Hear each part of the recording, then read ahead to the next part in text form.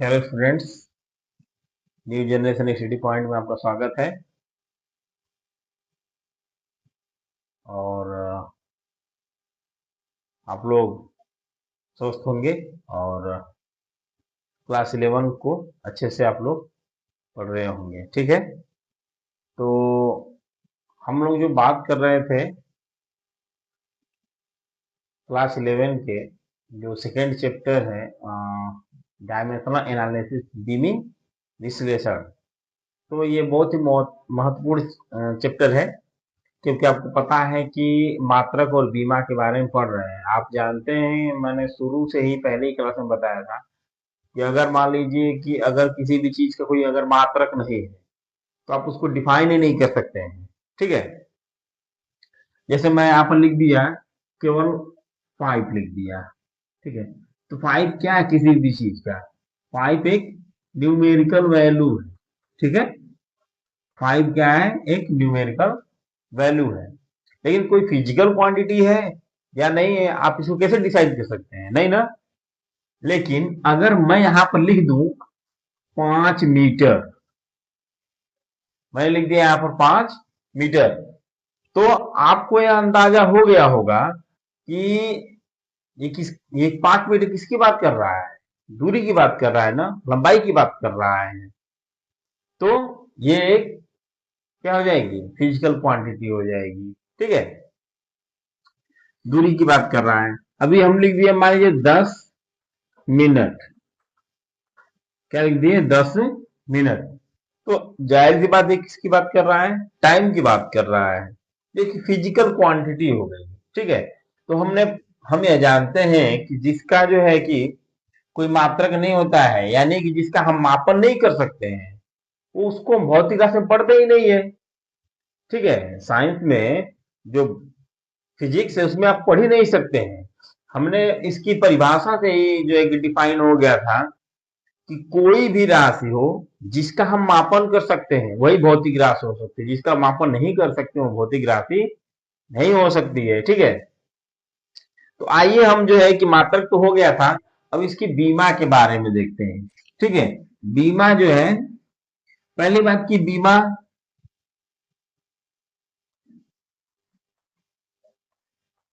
इसको हमेशा कहाँ एक कैपिटल लेटर से लिखते हैं।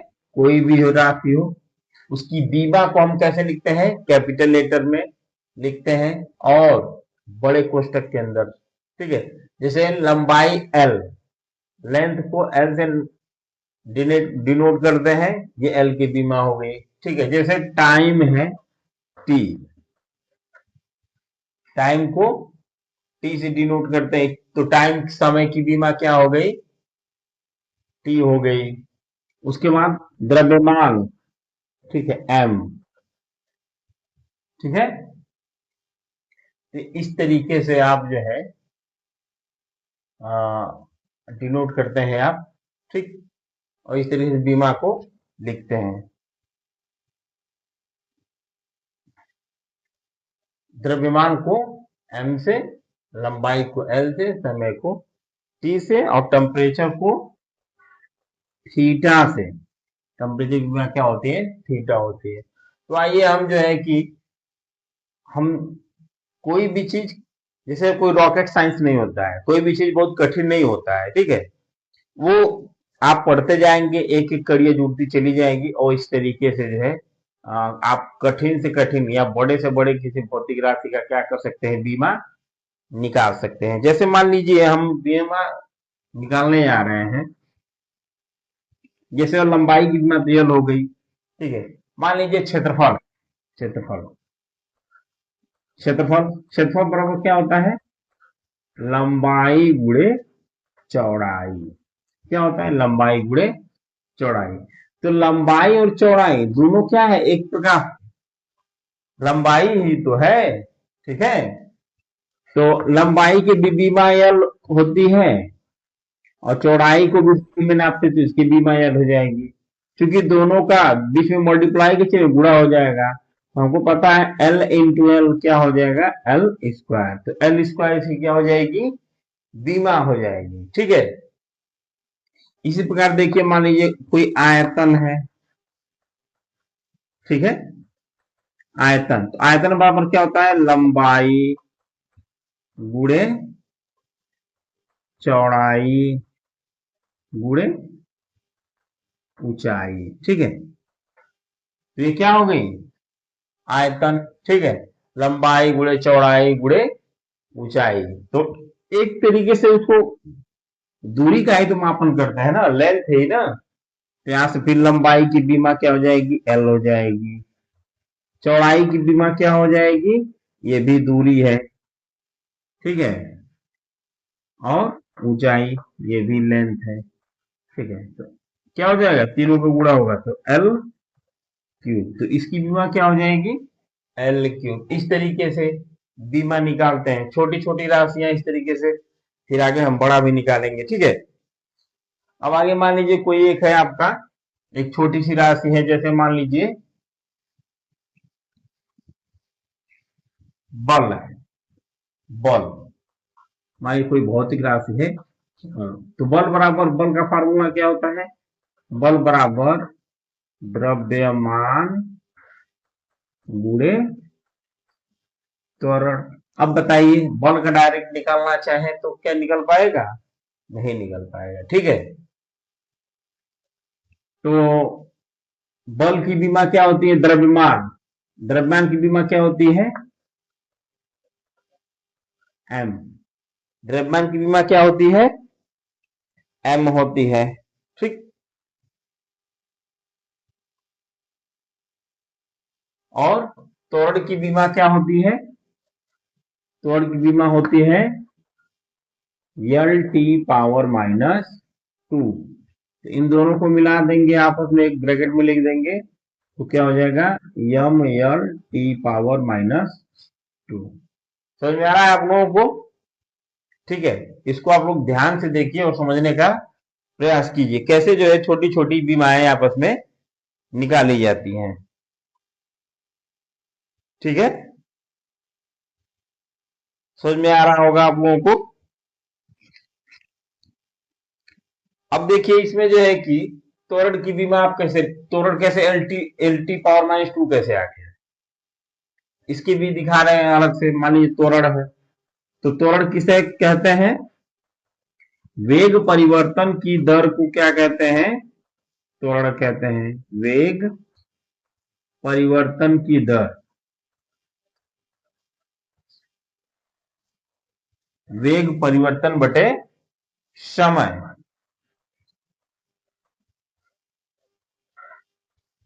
ठीक है, वेग परिवर्तन, इसकी बीमा होती है L T power minus one. और नीचे क्या है, समय, समय की बीमा क्या होती है, टी। तो टी है, इसका मतलब क्या है, अगर कोई भी एक अक्षर यहाँ पे लिखा गया है, अल्फाबेट, अगर टी है इसका मतलब क्या है, इस पर कितनी घात है, एक। कोई भी अक्षर लिखा गया हो, जैसे यहाँ पर एल है, यहाँ पर एम है, नहीं कुछ लिख, एक बार है, इसका मतलब इसका घात एक। ठीक है, तो टी की घात एक हो गया, ऊपर जाकर क्या हो जाएगा, घात का केवल चिन्ह बदलता है। जब ऊपर से नीचे जाता है कोई भी चीज इस तरीके से, तो केवल चिन्ह बदलता है। ठीक है, तो L T power minus one ये हो गया, और ये टी पावर नीचे मान लीजिए वन था, तो ऊपर जाकर ये भी क्या हो जाएगा, दूसरे ब्रैकेट में टी पावर माइनस वन। और आप लोग जानते हैं कि जब ऊपर गुणा हो, ठीक है, आधार समान हो, तो घातें आपस में जुड़ जाती हैं। ठीक है, जब आधार समान हो तो घातें आपस में जुड़ जाती हैं। तो माइनस वन क्या हो जाएगा, माइनस टू। तो ये त्वरण की बीमा हो जाएगी L T power minus to. तो ये यहाँ पर त्वरण की बीमा हम लोग कर लिए थे। ठीक है, तो यही छोटा छोटा जो है, पहले छोटे की बीमा हम लोग निकालना सीखते हैं। ठीक है, फिर उसका यूज करते चले जाते हैं, तो बड़ी से बड़ी भौतिक राशियों की बीमाएं देखिए आसान लगने लगती है। लेकिन ये एक बैग नहीं होता है, आप प्रैक्टिस में प्रैक्टिस करते रहेंगे, हमेशा जो है कि निकालते रहेंगे, तो अपने आप माइंड में आ जाता है। ठीक है, तो यहाँ पर बल की बीमा हो गई, त्वरण की बीमा हो गई। ठीक है, अब आप देखेंगे कि इन्हीं छोटी छोटी बीमाओं से आप बड़ी बड़ी बीमाएं ज्ञात कर लेंगे। ठीक है, अन्य भौतिक राशियों की।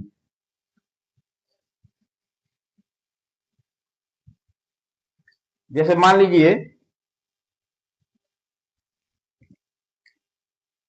लीजिए, कोई घनत्व, घनत्व डेंसिटी। तो घनत्व का फार्मूला क्या होता है? द्रव्यमान बटे आयतन। ठीक है, तो अब द्रव्यमान की बीमा क्या जानते हैं? एम। ठीक, आयतन की बीमा क्या जानते हैं?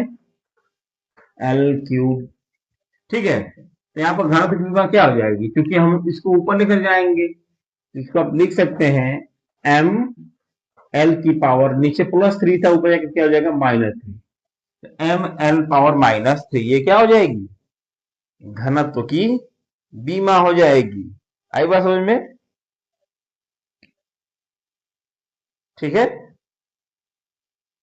तो इसी तरीके से जो है आप बीमा निकालेंगे। ठीक है, एक बार आप लोग लाइक कर दीजिए अगर आपको समझ में आ रहा है तो।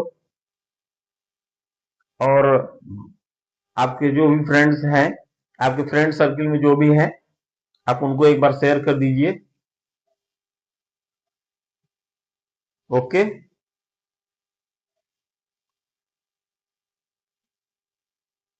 नोट कर लिया आप लोग?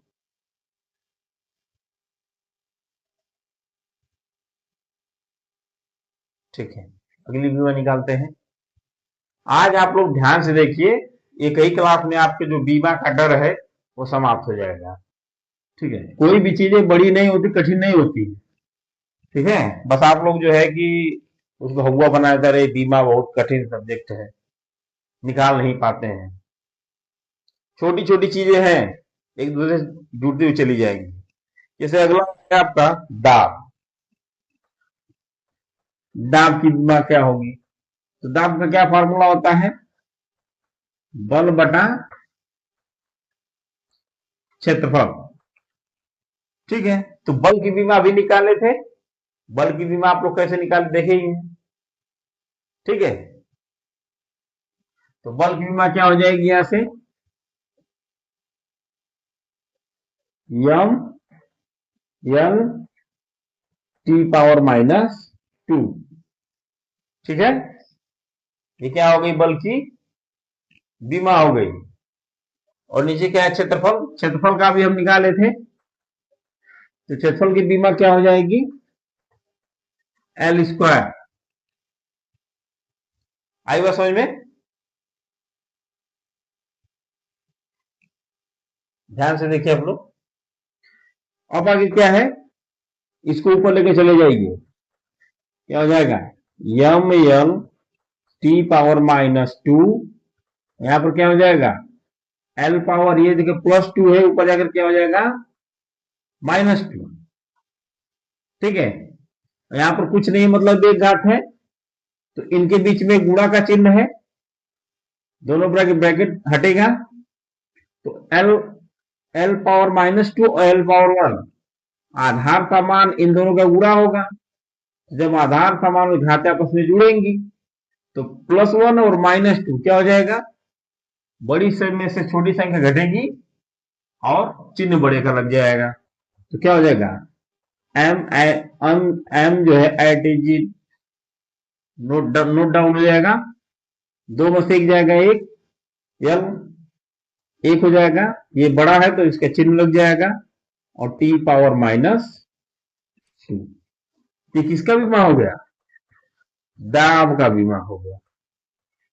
ठीक है, बल का आप निकाल लिए थे, क्षेत्रफल का, दोनों का यूज करके आप जो है दाब का बीमा निकाल लीजिए। इसी तरह बीमा निकाला जाता है। बीमा कोई बहुत बड़ी चीज नहीं है। जब छोटी छोटी बीमाएं आप तैयार करेंगे तो आगे जो है कि बड़ी भौतिक राशियों की बीमाएं भी आप निकाल सकते हैं।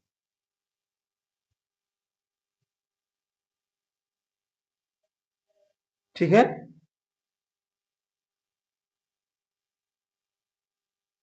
चलिए ठीक है। तो आगे आप लोग जो है बीमा निकालने का प्रयास करेंगे, प्रैक्टिस करते रहिए, ठीक है। और जो भी टॉपिक समझ में नहीं आए उसको कमेंट कर दीजिए, ताकि उसको जो है बेहतर से बेहतर और पढ़ाने का प्रयास करेंगे। धन्यवाद।